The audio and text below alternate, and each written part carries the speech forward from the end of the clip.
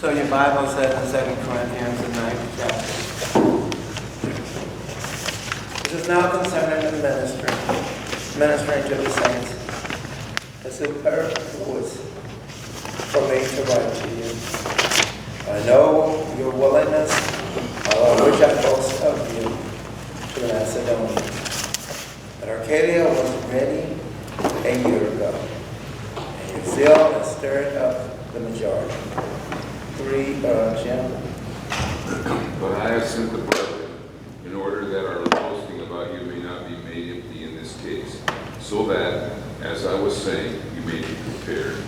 Otherwise, if any Macedonians come with me and find you unprepared, we, not to speak of you, will be put to shame by this confidence. Verse 4. 5. No. Therefore, I thought it necessary to exhort the brethren to go with you ahead of you and prepare your generous gift beforehand, which you had previously promised, that it may be ready as a matter of generosity and not as a grudging obligation. But this I say, he who sows sparingly will also reap sparingly, and he who sows bountifully will also reap bountifully. Every man according as he purposeth in his heart. So let him give not grudgingly or necessity, for God loves a cheerful giver. And God is able to make all grace abound towards you, that you always having all sufficiency in all things may abound to every good work. 9. Fred. As it is written. As it is written, he has dispersed the poor. He has given to the poor. His righteousness endures forever. And how many who supplies seeds to the sower, the bread for food, supplied the multitude, the seed you have sown, and increased the fruits of your righteousness. 11. Jim. Being enriched in everything to all bountifulness, which causes through us thanksgiving to God. For the administration of this service not only supplies the want of the saints, but is abundant also by many thanksgivings to God.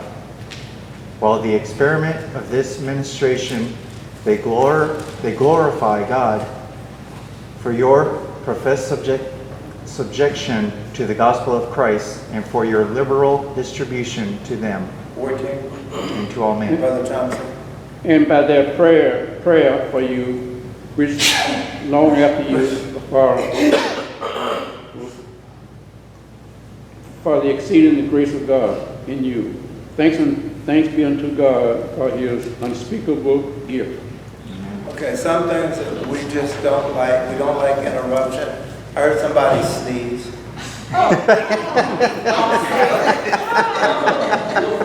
So, ma'am, the next time you do that, could you just dismiss yourself?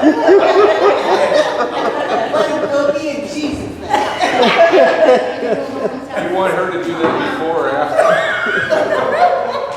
Lord, he said, now you can't even sneeze in the class. Okay. So, guys, looking at 9. Yeah, but that's one of the things. Okay. So, looking at 9, we've already talked about the very first 2 verses. We're moving on. We're into 3. He says, yet I said, brother, least our boasting of you should be in vain. In that respect, right? You see it in verse 9, in 3, right? So we talked about the saints, right? So then, looking at this, by looking at what we see here, yet I have sent the brethren. I wonder why Paul would have said, yet I have sent the brethren to least you should be in vain in this respect. But listen to what's going on. First of all, let's take this under consideration. And you're going to see it more and more, because you don't see it right now, but you're going to see it more and more. Something's going on, and that something that's going on is, how do they feel about Paul? Who is coming to the church? who comes into the church and always creates problems. And don't tell me Satan. And don't tell you false prophets. That's who I want. No, but that is who. I know. You But were that crazy is who I out want. that one. Yeah, but that is who I want. Yeah. False prophets, false apostles. That's what has come into the church. And so you say, so that there are false apostles, we'll say false apostles. And a prophet is what? And a prophet is what? One that foretells. Oh, Preacher, One foretells. someone who what? Foretells. Foretells. So then, what is it that's foretelling? Sorcery. Now, what is it that's foretelling? Because you just said what the prophet does. So what is it that he foretells? Christ come? Huh? Christ come? Christ coming, which we would call, what would we call it? No, what would we call it? The gospel. That's what a prophet, but watch this, but if that be the case, then here's the situation. I said false apostles, false prophets. So then what it would mean then are those that would be leading men. Matthew the 15th chapter.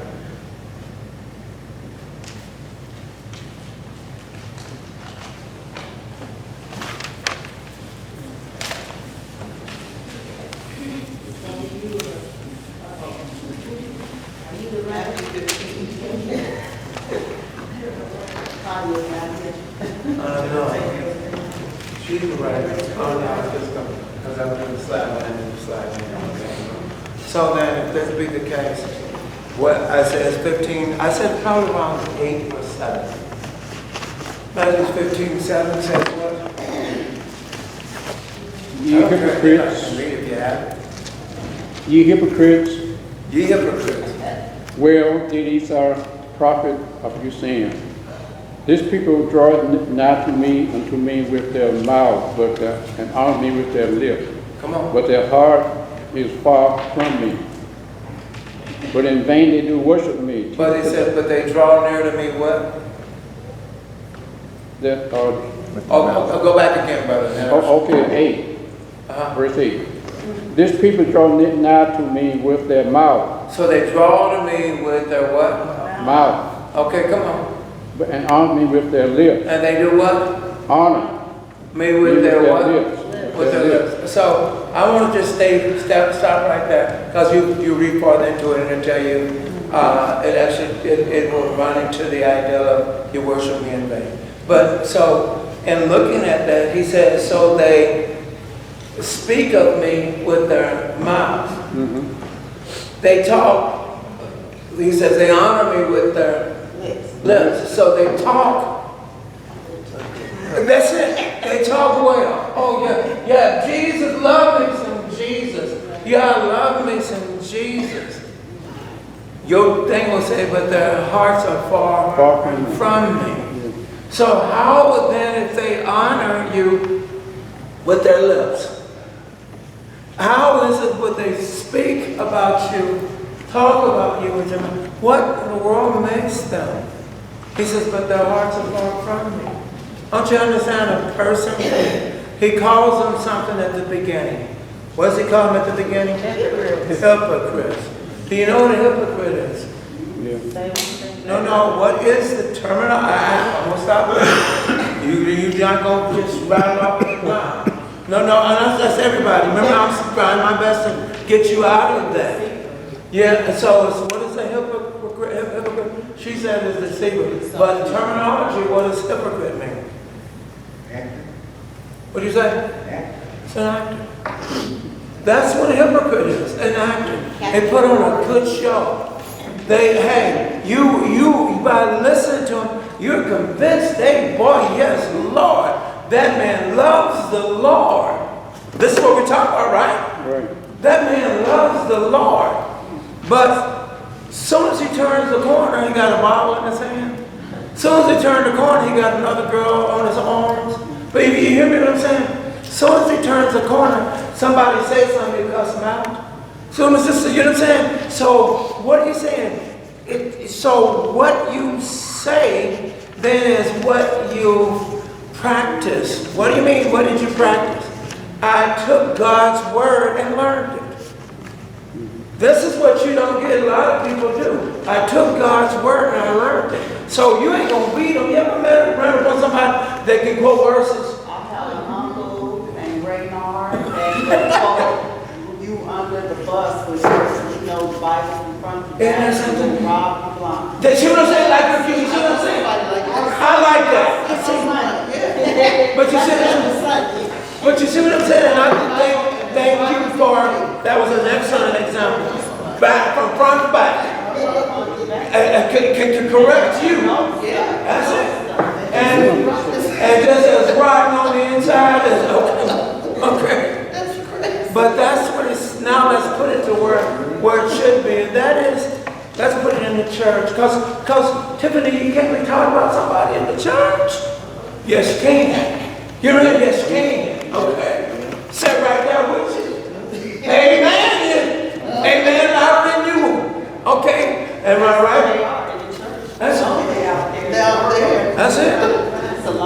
But watch this. But in the world, everybody knows it.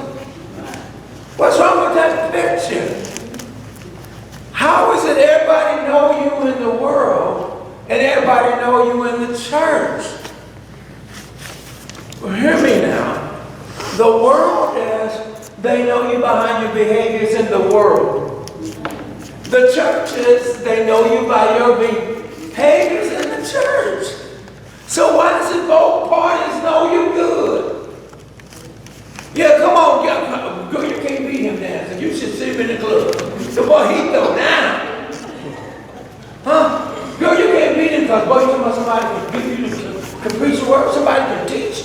Oh, Lord, he throw down. What's wrong with that picture? That's a false apostle. That's someone that's a false prophet. They have God's word. It just doesn't apply to them. It applies to everybody else, but it doesn't apply to them. I said that to say this, because if that's the case, Paul is saying, look at your 3.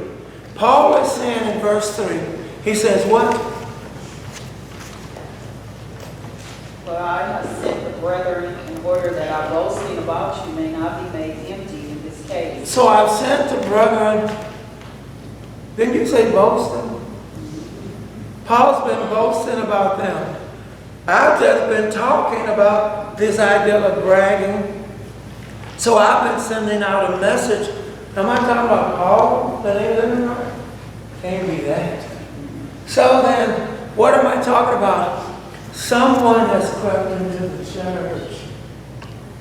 That's what I'm talking about. You've got some that you don't realize that you've got those that will have followed Paul everywhere he goes.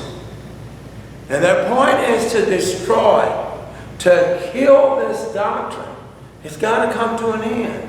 So they're following him everywhere. It's not just anybody that's following him. It's those that have recognition, somebody that, like you said, your uncle, or whatever, somebody that you think highly of.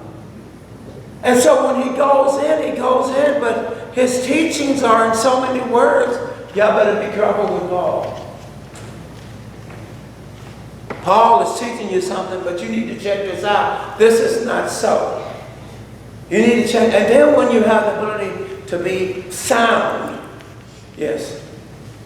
You look back at the history of the Corinthian church and the way they were, and Paul was getting on them about, their girlfriends and marriages and stuff. And these people want to go back to that. They liked it. It was fun. Think about it, Jim. These people, how about us? You know what I'm saying? But you hear what I'm saying? Right. How about us that always want to slip back, always want to revert back? Always got to be on guard. You got it. So what do? You don't realize it. Listen to what you said, though. Paul is giving them, as far as they're concerned, bad news. Bad news is news that says change. Anytime you have to change, it's bad news. It's Stop and think about it. Anytime you You out have, your comfort zone. that's why I said it's changed. That's why it's changed, because I'm removed out of my comfort zone. That is. So it's changed. So Paul has told them the lifestyle they're living is not acceptable to God. You say, what's wrong with that? Because they had gods. Remember that, they had gods. Remember, those gods did not disagree with what they were doing or how they were living. As a matter of fact, those guys, last time I checked, couldn't even talk. Couldn't walk. Right? Couldn't walk. Y'all know what I'm talking about now, right? Couldn't walk. But yet at the same time, and you can take them home and you can see them. We laugh at that. That's called idolatry. We laugh at that. Do you know how serious that is? How real that was? How real that was then. Now, let's deal with us today. You still got, and now you've got entertainment that's going on in the church. I'm serious. That's going on in the church. And you don't have a problem with it because, like you said, this is what you came out of. And so for somebody to bring something in that has some similarity of what you came out of, no, they don't talk about, baby, you sure look fine. They say, Jesus, you sure look fine. You hear me? They just change the words. The beat is the same, but the words have been changed. And you say, yes, this is where I want to be. I want to be at this place because this place is, what do they use? Alive. This place is alive. So I want to be at this place because y'all's place is boring. So I want to be at a church where it's got it going on. Why? Because you don't understand. I don't want to change. I came out of the club and I don't want to change. That's still in my mind what was considered social living. That's in my mind. You say, wait a minute, social living in the church? Social? You hear me? You hear me? So I would want to, what I want to do is come into social living in a church, and I watch this, and I don't mind being around what y'all call brothers and sisters. Whether I do a buy-in is another thing. Hear me? But I am around you all. Do I carry on like a brother or sister of mine? Yeah, you hear where I'm coming from? So then, Paul, you've been around these men. You've boasted about that church. Yet at the same time, now as things are, you're really touching on a very sensitive area. It's called what? Giving money. Being no good. Why are you bothering them folks about money? Because when I come in as a great scholar, as a great philosopher, and what I do is I preach and teach to the people. And my expectations are, you better not give me $1,000. You better not. You don't understand my messages. I made a statement to you all many years ago, and I came here because the brother knew of me. And the statement was that you know, because of your energy, did you know you're a motivational speaker? Okay. Did you know you could go several places? Did you know you can make a whole lot of money? This is, by the way, somebody in the church that said to me, someone you all know that brought this to my attention. So I'm saying this so that you'll understand. It's amazing how we get caught up because somebody speaks well. How they living? Did you hear me? How are they living? Are they living what they're teaching. They didn't check that with those philosophers. Here's Paul, who is living that life that is required for Christianity. Paul ain't just talking that talk, he's walking it. You don't get it. That creates a problem. That creates a big problem. Because my being in you've been in that ministry, I want to be, did you catch it? Elevated. We were at a location yesterday and I told them, in my prayers, I prayed, if you have an ego, squash it. Leave it alone. And just do the work. Just be thankful that God has given you the ability to go out and help somebody. But don't bring that garbage here. We don't need it. How do you think Paul is feeling? You got to go you got to go have some other folks to go get the money from the Corinthian church. Yet you've been boasting about the Corinthian church. And you got to go get other folks, Brother Thompson, to go get the money. Where are you, Paul? Why don't you go get it? I can't. Why you can't get it, Paul? It ain't that you're in prison. Why can't you go get that money? Because of what someone has made me. They put me in that barrel where all the rest of the philosophers are. They put me in that barrel where I'm in it for gain. Did you hear me? They put me in that barrel and I'm in it for gain. It's a sad situation. So Paul, instead of fighting the situation, Paul says, I will work with the situation. Okay, it's the idea of that you know that there's an enemy in the church. Somebody don't like it. But if you know that, don't you understand you're a bigger person? Because you know it. You know that you have an enemy in the church. But you still love them. That'll tear it out. I mean, that eats their insides. I don't know. You know, maybe they don't know. Yeah, they know. They're just hoping that you will change. That you'll come to your senses and realize you can't get into heaven. Just like you felt about your uncle, I got one even closer than that. Did you hear me? Closer than that. That could tell you gospel inside out. Could quote scripture left and right. And cuss you out just as quick as you say something else. Did you hear me? Did you hear me? Within 2 seconds, the minute you talk about Jesus, the minute she'll cuss you right on out. Okay, that's what I'm talking about. How is this so? These are hypocrites. These are people that felt that their salvation is that I have to be a member, I have to be a Christian. So I'll be a Christian because that's what I have to be. But I want to live like a Christian.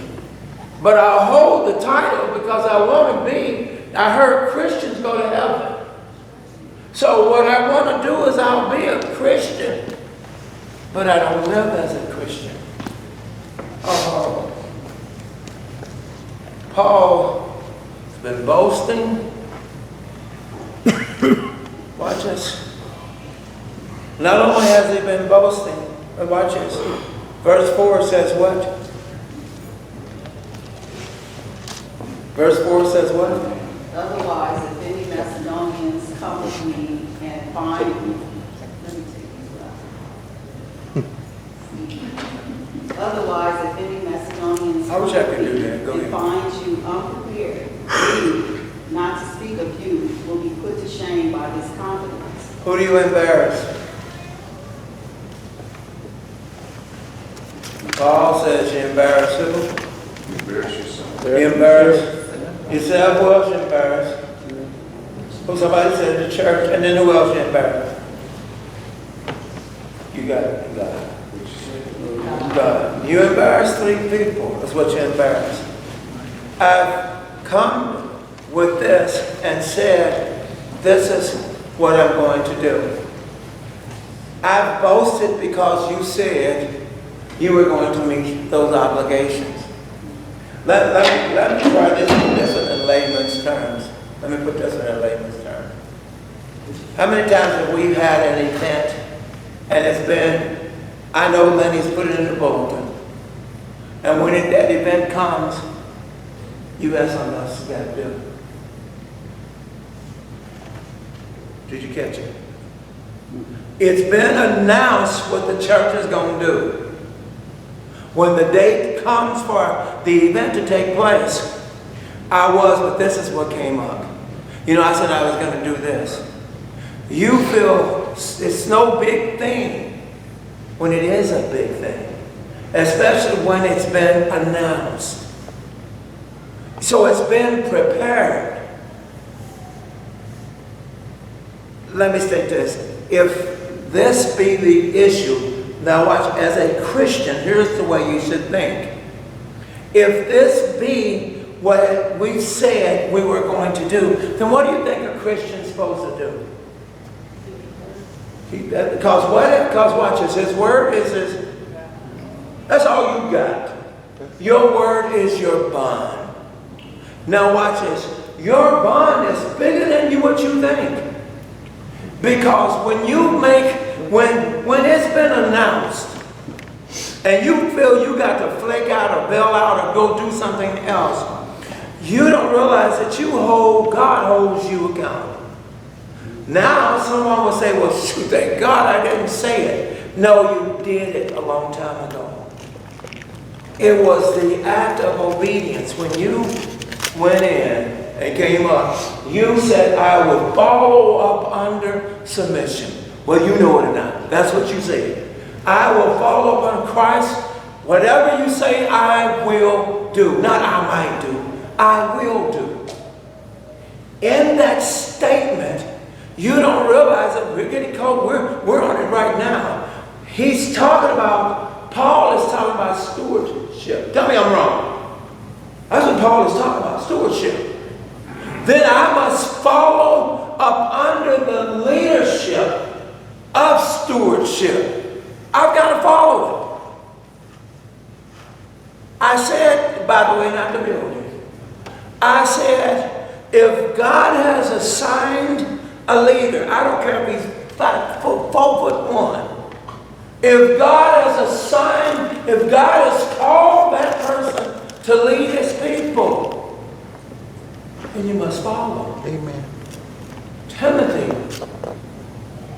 he says, don't let them despise your youth. Because you're a young man. Don't let them run over you. You still know what you're talking about. Step up as a leader and lead the people. Let me try this. Did you know, if I was to do what I once did, we'd probably have a whole lot more people here. Did you know I don't do it anymore? Let me help you. What are you talking about? Call Saturday. Tell them to come Sunday.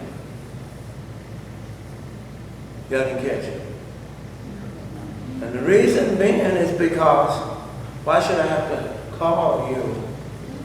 You are a Christian.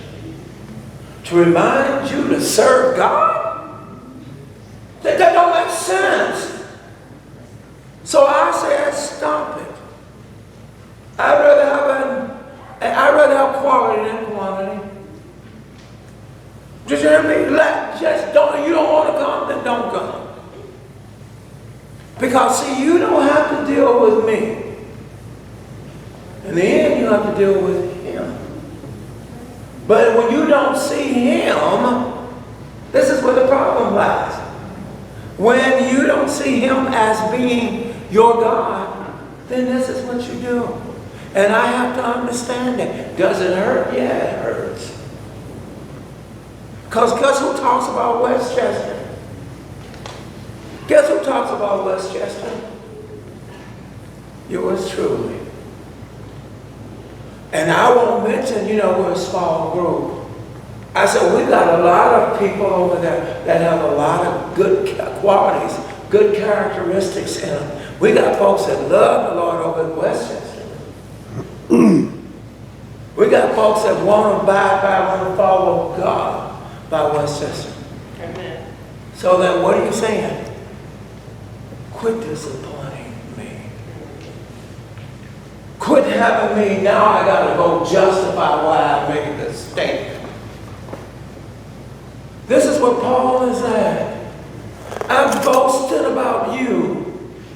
I told how generous givers you all are, how you are willing to help whenever it's needed. I was amazed yesterday at that turnout. It blew me away to see the people coming down there. It blew me away.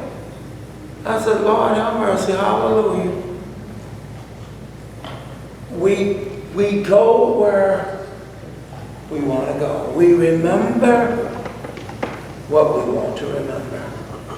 You can have a concert 4 months from now. And as that day approaches, you know it. You don't never forget the time you went out, I done bought these tickets. You don't never forget the time. As the day approaches, you know what time to come. You done laid your outfit out, everything is ready. That's right, you got it, you didn't expect it, because we got internet now. You didn't click on how the stadium is built, how Staples is built, and you looking for your row. Oh, that's my seat. You looking for everything. You got it all laid out. But when our priorities are where our priorities should be, that's how happy you should be when it comes to coming to fellowship with your sisters and brothers. Because if you really stop and think about it, you only see one another on Sundays. If you really stop and think about it.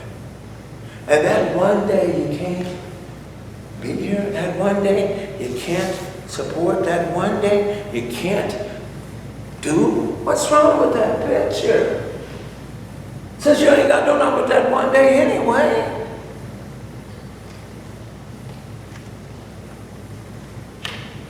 We're going to get there for those Old Testament folks.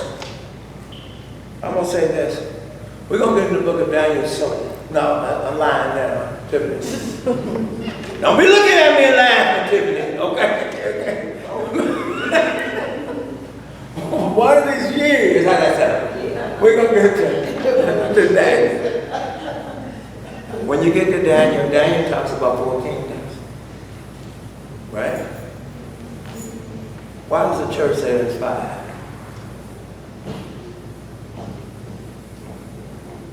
Babylonians, Medes, Persians, Rome. We say 4, right? How do we come up with 5?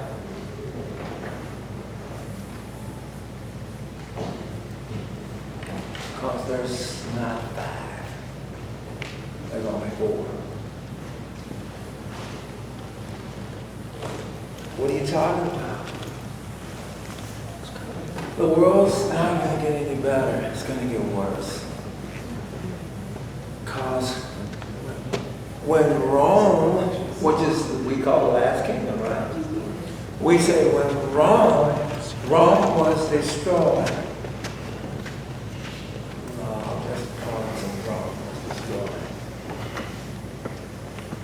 We're also part of that Roman world. You say, no, I'll get into it eventually.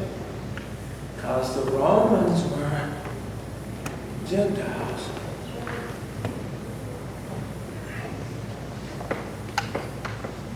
What's wrong with the church? You're going to hear it in my lesson today. What's wrong with the church?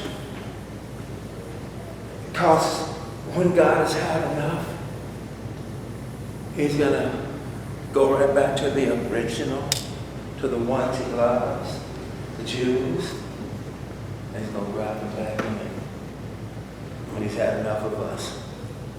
We are the last that he's bringing back Israel. Better get on that ship. We better stop playing games, carrying on like we Christians, and ain't got no true love for one another. Or do we have our true love is just with folks that love us? True love. Yes. I think the devil is to stay on the ship. Well, I want to say that, but Rome got off it. So have we. That's what we are when you know it now. And we too have got to. Thank God for Jesus Christ. Well, that's why I said when he comes back, he's gonna put it back. He's gonna put it back. But when he gets sick of us, he's out and that's I'm gonna put it back. Because he said, I said it's amazing. And the reason why I said that real quick like that is because we so often we only accept certain bits and pieces of the Old Testament. If this, and yet we call Daniel a futuristic book, and why don't we keep it just where it belongs? Daniel was saying something to us to get us to understand we here. And when we ain't no more, he's going to bring in back his Jews. They're coming back.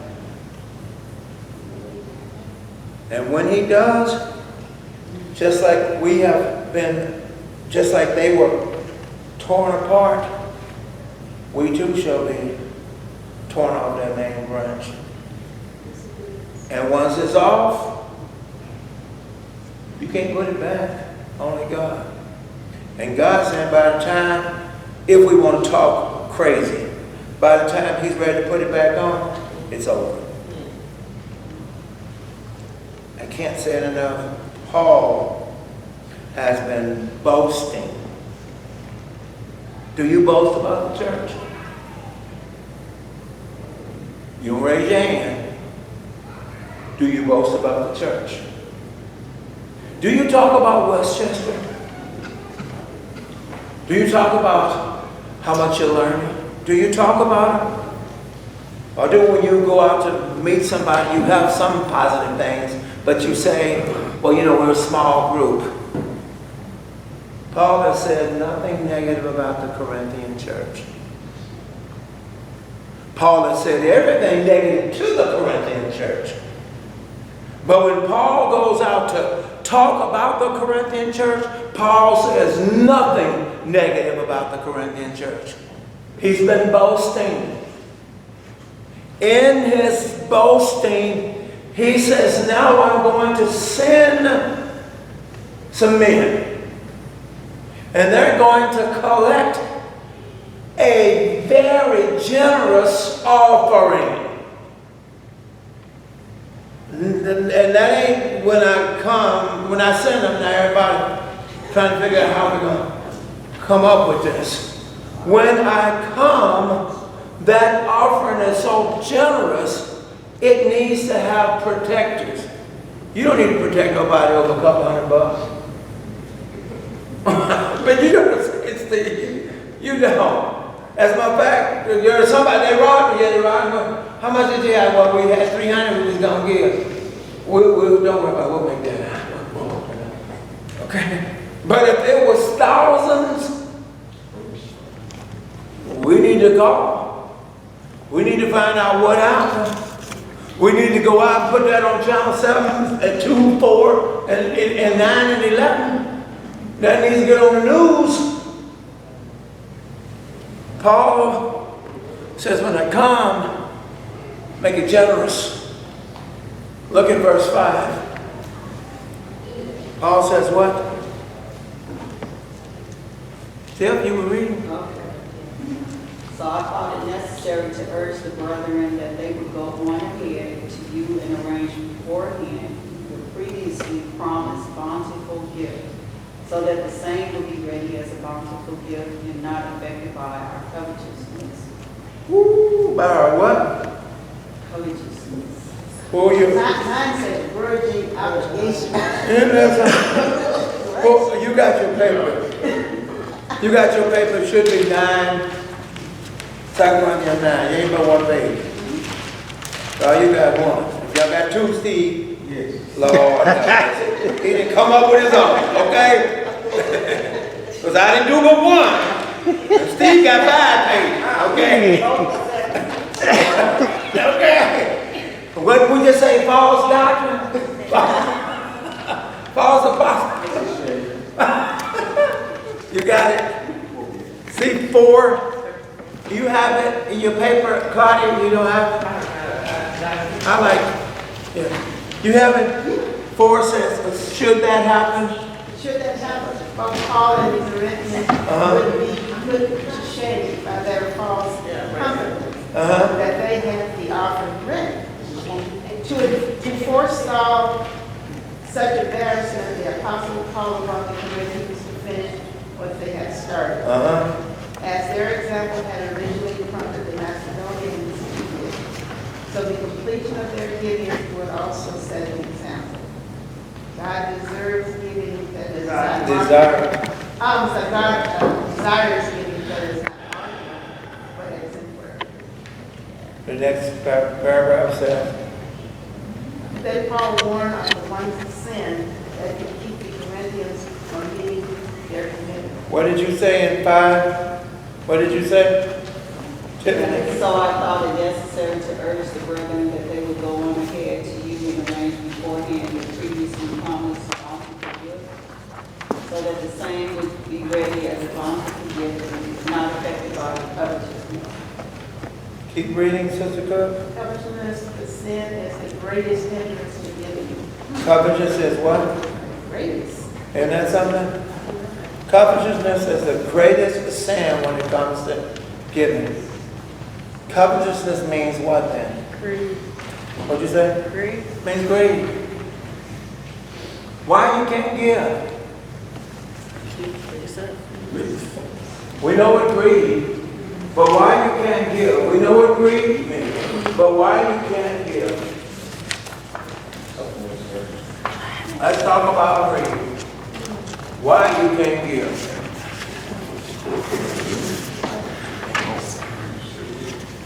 What does greed do? What does greed do? Somebody just said it, I heard him say it. Greed produces, greed is it's a selfishness, right? So then let's talk about selfishness. I'm going to get you to break that down. So then what do you mean by selfishness? Greed does what? Making yourself only. Yeah, we got that one. So we already said about something. You make yourself number one. Yeah.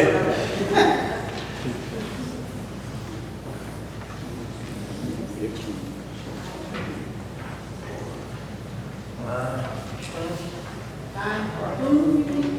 Dying for whom? I'll put it down. You so buying for whom? Right?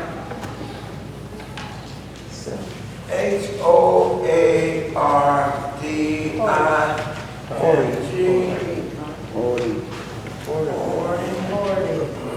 Here it is.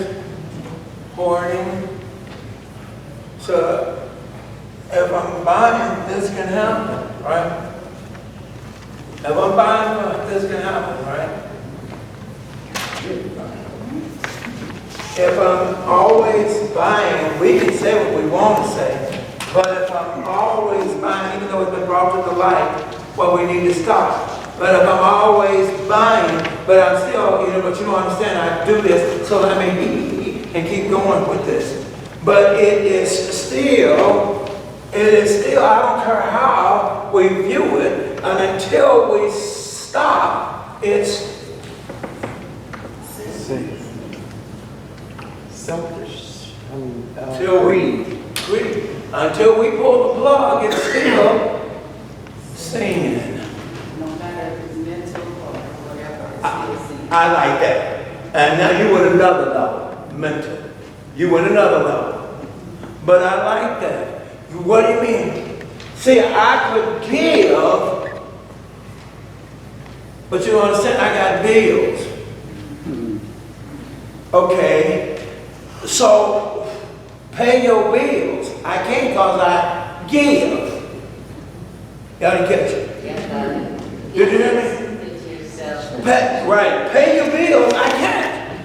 You're right. I've come. It's been brought to my attention what my problem is concerning giving. What's been brought to my attention is, as I open my closet, it's been brought to my, you hear me? As I open my closet, it's been brought to my attention why I can't give. Did you hear me? I'm not, boy, this is one y'all can't say, he talking about me, because it has to be me. You see what I'm saying? It has to make it personal. So, but watch this, and that's what I'm saying. But the point is, when does it mentally register here that is sin? Stop it. You can't even close your closet. Well, when you're self-conceited, it may never register. Right, and you're right, and it never will. Because you don't see it as being wrong. That's beautiful. That's beautiful. That's the only way you can get it. That's beautiful. That's not real. I'm trying to be real. That's right. What you do? What you need to do is pray. Okay, I pray. Oh, Heavenly Father, please. Watch this. I pick up the word. Watch this. I pick up the word. Oh, you're right. Doesn't mean diddly squat. Why? Because if it ain't here, it means nothing. It will apply to everybody else and never apply to you. And so it still don't mean nothing. I read the word. That ain't going to change you when you ready for change, when you look in your closet and see it's an overload, when you realize, hey, that's why I got bills, and say, here's what I'm going to do. I'm going to set aside, we're going to get there. I'm going to set aside what I'm going to give to the Lord. Hold on. What does that do when I'm going to set aside for the Lord? So let's look at this. What is that going to do? We can't remove these, right? These are here, right? These are here, right? We can't remove them. Those are here, right? So then watch this. But watch this. So somebody said, well, yes, I can remove. No, but I'm saying those are there. You made a commitment, a pledge, a vow, or whatever it is, to pay whoever it is you took that off the rack. You made it. So then, if that's the case, then it sounds like I need to have a little mathematics. I don't even have to be an accountant. I just got to have a little mathematics. I know 1 plus 1 equals, y'all better not say 3. Okay, equals 2, right? So then, watch this. If this is the case, I'm working with somebody right now. Then what do? What I got to do is look at what I got. What's coming in. I got to look at what I got. You can't remove that. Then what I got to do is look at my bills, right? And what I got to do is I can either concentrate on taking rid of these bills, or I can say, these I created. These are mine. These belong to me, Lord. You said Bible, Lord. These belong to me. So, because I created them. You didn't create these. You was doing a lot of creation. This is one of your did create. Okay. In fact, I didn't even listen to you when you told us I could go to Northern. Okay. That's usually about my Northern. I ain't got no Northern. I got a little Ross. Some, what's your name? Big Lots. 99 cents. Okay. I ain't got no lace in my knees. Okay. But anyway, the bottom line is, what I have to do is, here she goes. What do? I have to make, oh, I wish I could put it up here, sacrifice. Somebody's got to become a priority. Well, who said it? God has got to become a priority. So, if I don't give, I'm okay. I like the clock. So if I don't give, I'm not okay. Because giving is a command. Right? So then, how do I, yeah, it's a blessing. So how do I work this out? Because I have bills. So how do I work this out? Yes. Yes. You what some people do. They go out and get two or three jobs and you never see them. Okay. They're working all the time. But then watch this. I said, to who? God. To God. So me having 4 or 5 jobs, it's not giving to God, because now I'm taking away of nothing else but taking myself out of the worship. Because that ain't right. The proof of that is we just come out. We won a couple weeks away from the number 36. Now take that. Take that. Oh yeah, I want to because she okay. But anyway. So we're out of that. But in Numbers, what we saw was the Israelites, after they realized what they did wrong, they want to fix it now. You mean, well, we can't go across home? You mean, we can't make it. So what we're going to do is now we're ready to go to war. We can go beat these, we can go get these people. And God says, don't go, because if you do, you still lose. That's right. And what did they do? They went anyway. And what they do, they come back ragged and tore up. So what happened? Because what did you do? You compounded sin upon sin. You didn't remove the sin. All you did was compound it. How did I compound it? Because I was disobedient. How do I fix this? That's how I fix that. Like you said, Tiffany, that's how I stop that. This thing can come to a halt. That's the only way I can fix this. I have to pull the plug. But watch this. But in the meantime, some of these things may have to be paid minimum. Oh, nobody wants to hear that. You don't want to hear that. You came to your senses and realize your priority is your bills. Oh, y'all didn't catch it. Your priorities are your bills. Your priority is not God. Yes. Yeah, you can't do minimum payments and keep buying. Well, right. Minimum payments, and Right. keep buying, it's gonna just still get Right. bigger, so. Because let me say this. Even with minimum payments, let me stop this. Let me know this. Even with minimum payments, it still can be paid off. It may take you 10 more years. But hold on. But it still can be paid off. But watch this. But it can be paid off because you stopped. So it can be paid off because you stopped. What I'm trying to get you to see is stop making this your priority. And this is what we do. We'll make it our priority. I'd like to get what I got these bills. These bills got to get paid off. Well, you didn't think that way when you made them. Okay? And you saw that statement come in. You saw it start off with you owe $30. You saw it come up to now you owe $50. You saw it come up to now you owe $100. You saw it come up and it didn't bother you. Now you come to the church and hear about giving. I wish I need to go find somewhere and sell some. Because I don't want to be there. I don't want to hear that mess about I got to give. When that ain't no mess. That is real. The mess is what you made. The mess ain't what God is asking you to do. Get our priorities straight. Your priorities are not bills. Your priorities are God. That's your priority. That's a Christian. That's your priority. So I give. Oh, we're going to get there. I want you to see something called that's so amazing. Ooh, y'all see some stuff. Go ahead. Go to the kitchen. It's more than just giving though. I heard you say to a church.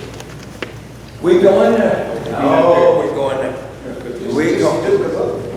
We going there. That's what I wanted. I'm getting there. Believe me, just paint the picture. We need to go for another hour. But just paint the picture so you can see. First of all, they're coming. Those that Paul had said are coming are coming. They ain't coming to collect $5. They're coming to collect a large amount. You can't give a large amount when you've got other priorities interfering with your giving. You've got to make it up in your mind. God is number one. You got to put it in your mind that God is number one. That's what I was going to say. Yes. You know, it's about practice, but I'm saying when God pays you on that payday, come on. Well, He's already taken care of it. That, what'd you say? That's the issue. That's preparation. We're getting there. As we keep rolling, we're getting there. It ain't I now start, you know, when I get to worship, I'll think, let me see what I got. It is preparation. He's going to talk about cheerful givers. He's going to talk about necessity. He's going to talk about grudgingly. He's going to talk about these things. By the way, these are different definitions, whether you know it or not. We all think they mean the same, but they don't. They're different definitions. 6 says what? 6 says what? Now this I say. Now you in 6. Go ahead. 6 says what? Now this I say, he who sows sparingly will Lord also have reap mercy. sparingly, and he who sows bountifully will also reap bountifully. Listen to what he says. And so now, he that planned, he that made God top priority, that's the one that is so sparingly.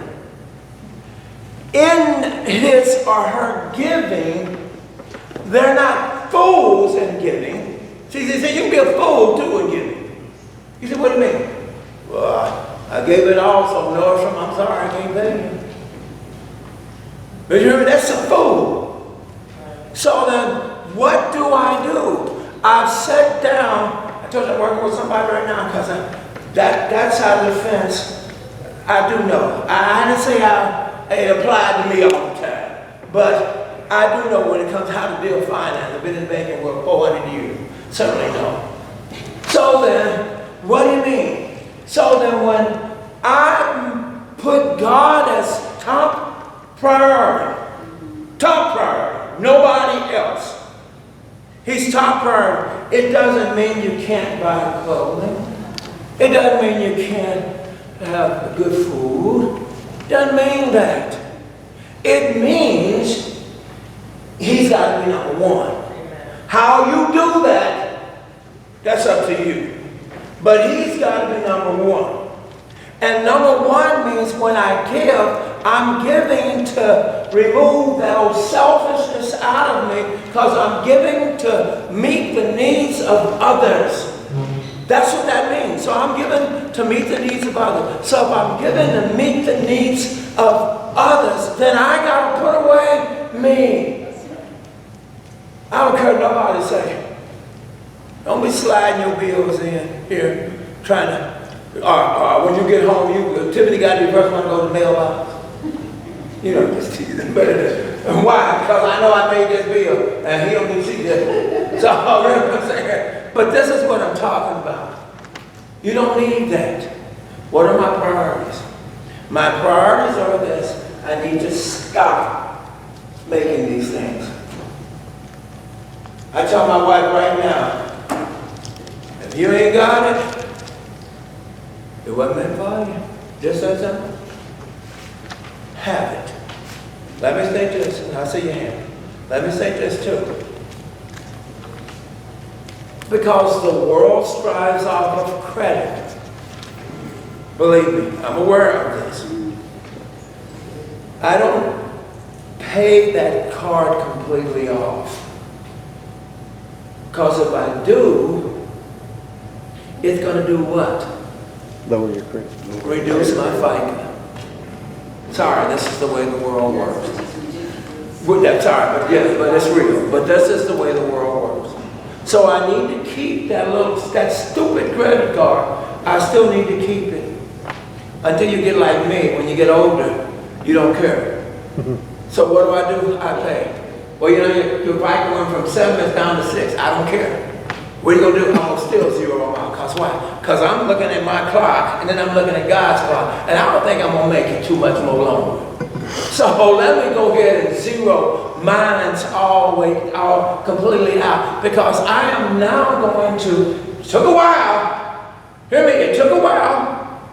I am now going to trust in God.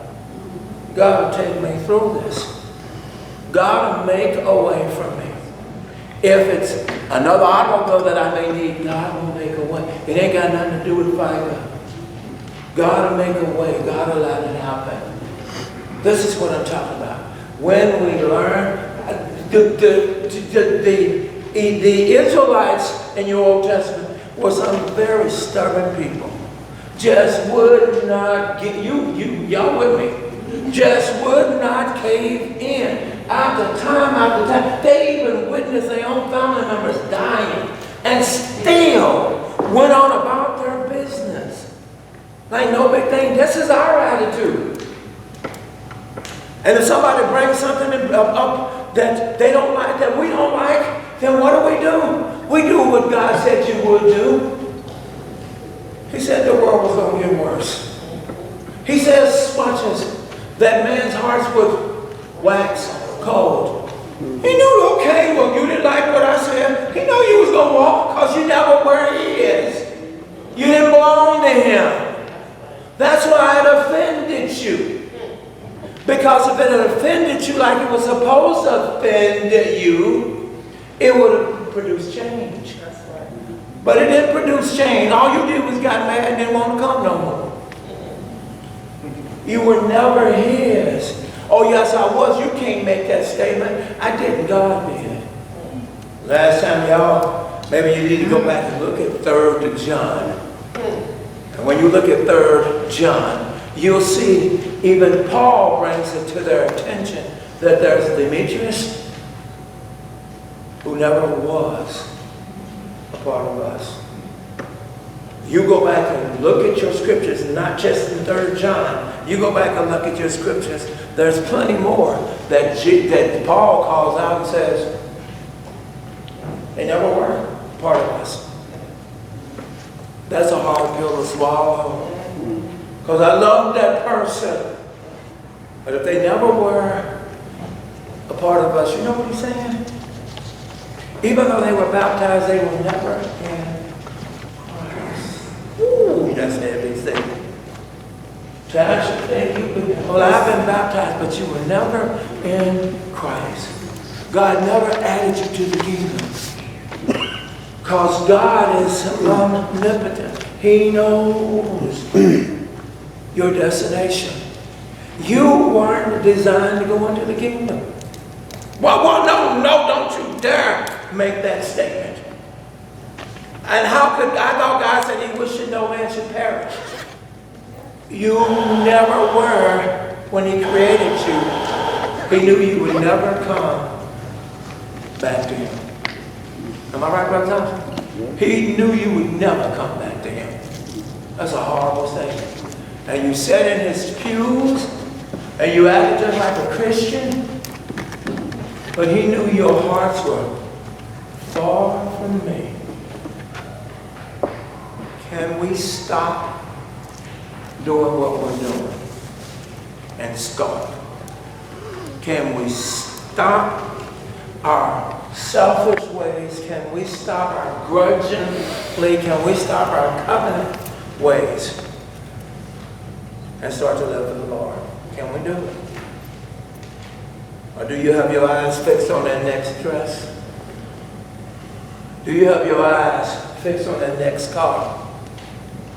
Do you have your eyes fixed on that next house? When your eyes should be fixed on God. That's what they should be fixed on. So why aren't you? You call yourself, we call ourselves Christians. And fix your eyes on things above. That's what he wants you to do. We at least got to 6. How y'all like that?